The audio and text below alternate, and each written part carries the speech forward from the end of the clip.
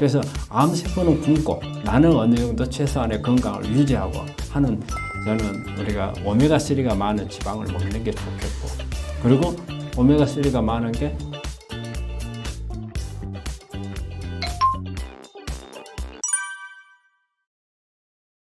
이제 우리가 식사 횟수는 사실은 혈당을 높이는 문제와 관련이 있어요. 어쨌든 암 환자가 혈당이 높아지면 좋지는 않잖아요. 근데 한꺼번에, 그러면 하루에 한 번 먹는 사람, 하루에 2번 먹는 사람, 3번 먹는 사람, 또 우리가 위암 수술하고도 6번을 먹거든요. 그럼 이제 이렇게 먹는 것 중에서 키포인트는 뭐냐? 혈중 농도를 많이 올리느냐, 안 올리느냐. 그 차이거든요.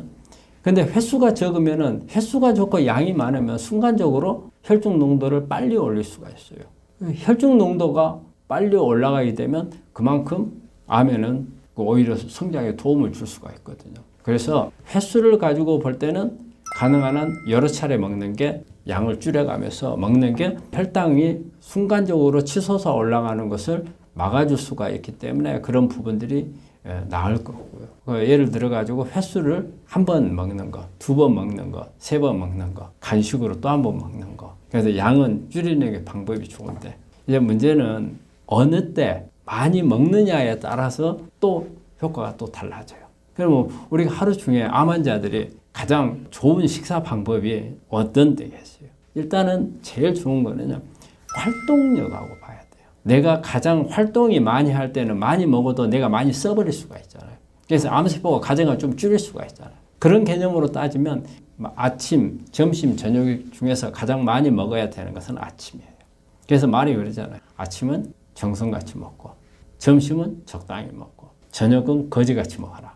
이게 그 서양의 어떤 과학자가 한 말이거든요, 이 말이. 그 오래됐어요, 그 말은. 그런데 지금도 그 말이 어떻게 보면 우리 환자한테 격언처럼 적용할 수 있는 그 말이에요. 아침에 많이 먹으면, 우리가 되게 아침에 먹고 나면 가장 활동적일 때가 되거든요. 에너지를 많이 소비할 수 있는데, 그러니까 많이 쓸 수 있는 환경에서 많이 먹어줘야 되잖아요. 그런데 이제 오후쯤 되면은 우리가 이제 오후에 일을 이제 정리하는 단계죠. 그래서 너무 많이 먹을 필요가 없고, 저녁은 먹고 자는 것밖에 없잖아요. 그러면 아예 안 먹어야 되고. 그래서 그 방법 이용을 하는 게 이제 간헐적 단식이잖아요. 간헐적 단식은 뭐예요?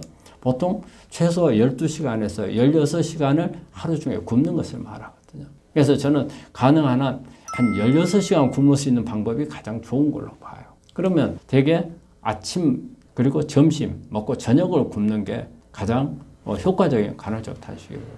그래서 이렇게 횟수에 따라서도 우리 암에 조절을 할 수 있는, 간헐적 단식이 16시간 이렇게 단식이 되면 우리 암 치료하는데 상당한 효과를 발휘하는 거예요.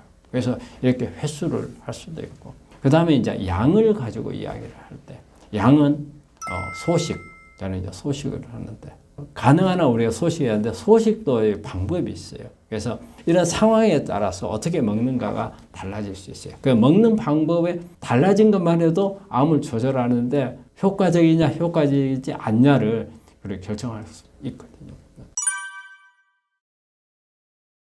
우리 보통 이제 그 16시간 단식을 하면은 그게 처음부터 되는 게 아니에요. 훈련을 좀 해야 돼요. 처음에 16시간을 굶으면은 환자들이 의외로 좀 힘들 수가 있어요. 특히 항암을 하거나 뭐 수술을 하고 났을 경우에 힘들 수가 있는데, 그러니까 무턱대고 아무 때나 16시간 단식을 하라는 게 아니고, 예를 들어서 항암을 하는데 잘 먹지를 못해. 근데 한 끼도 제대로 못 먹는데 또 거기서 또 굶어라? 그러면 힘들잖아요. 그런 경우라든지.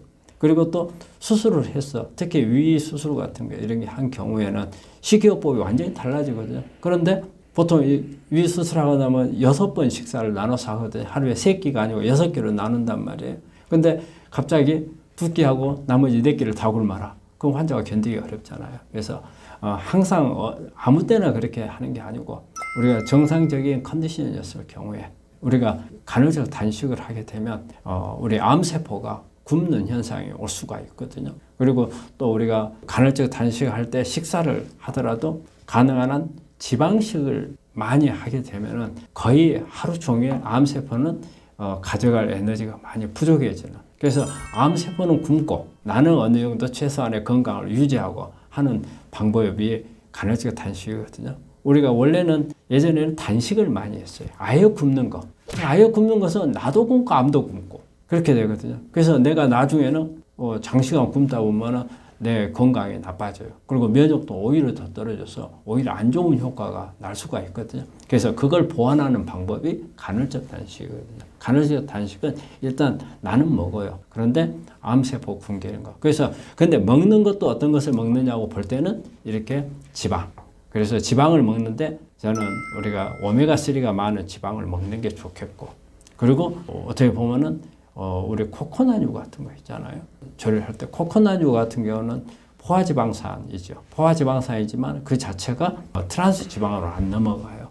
또 반면에 우리 몸에서 에너지 공급을 해주는, 그리고 또 그 안에 보면 여러 가지 항암 작용이 있는 성분들도 있거든요. 그래서 이런 코코넛유라든지 아니면은 일반적으로 오메가3가 많은 식품들. 그러니까 오메가3를 그냥 제품으로 먹어도 좋고요.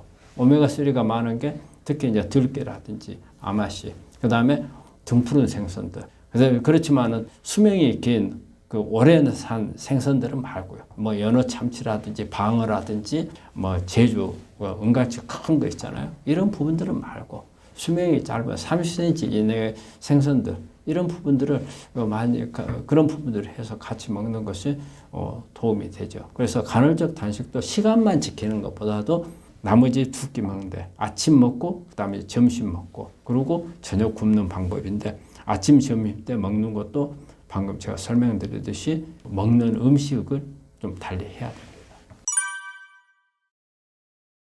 암 환자는 어떤 암이냐에 따라서도 다를 수가 있어요. 위장관 계통의 암은 소화장애가 오죠. 위암이라든지 아니면 이제 대장암 이런 부분들에서 이제 소화장애가 오기 때문에 소화력을 이렇게 이제 높여줘야 되는, 이제 그래서 되게 이제 효소, 우리 소화제, 뭐 이담 소화제 이런 부분들을 줘야 되는 경우가 있고, 그래서 그런데 이제 항암을 하는 사람들은 소화제 이런 게 부족하기보다는 항암제에 의해서 장 점막이 손상을 와버리는 경우거든요. 그래서 이제 소화력이 떨어지고 오히려 먹기가 여러 가지 오심구토라든지 아니면 복통이라든지 이제 이런 부분들에 의해서 소화 불량이 오는 경우가 있거든요. 그래서 그런 경우에는 이렇게 이제 오심이라든지 구토 작용을 줄여줘야 되는 부분들. 그리고 또 항암제로 인해서 변비 설사가 온단 말이에요. 이래서 입맛이 없어져가지고 못 먹는 사람, 소화 안 되는 사람들. 그러면 이러면 이 변비나 설사를 막아줘야 되는 그런 치료들이 이제 필요하는 경우가 있고, 그리고 또 항암을 하게 되면 농도가 진하거나, 그 다음에 거친 음식, 이런 부분들을 소화가 잘 안 되거든요. 그래서 이런 경우는 음식을 좀 바꿔야죠. 밥을 먹기가 어렵다 그러면 죽으로 바꿔주고, 죽도 어렵다 그러면 미음으로 바꿔주고. 그래서 우리 환자들이 가장 보면은 그 소화장애 있고 하는 환자들이 제일 즐겨하는 게 우리 한국 사람들은 누룽지인 것 같아요. 그래서 누룽지를 참 좋아하거든요. 그리고 누룽지는 보니까 어떤 사람마다 그렇게 큰 거부하는 사람들이 별로 없는 것 같아요. 그래서 이렇게 환자들이 좀 뭔가 변화를 주어가지고 하는 부분에서 이렇게 해주고, 그 소화력이 떨어져서 효소가 부족하다고 생각되는 경우에는 우리가 이제 소화제 같은 것을 주고, 그리고 또 운동 같은 것도 중요해요. 먹고 나서 어느 정도 운동을 해주면 우리가 소화력이 또 올라오는 수가 있거든요. 그냥 그런 부분들을 가지고 조정을 해주는 그런 방법들이 좋은 것 같아요.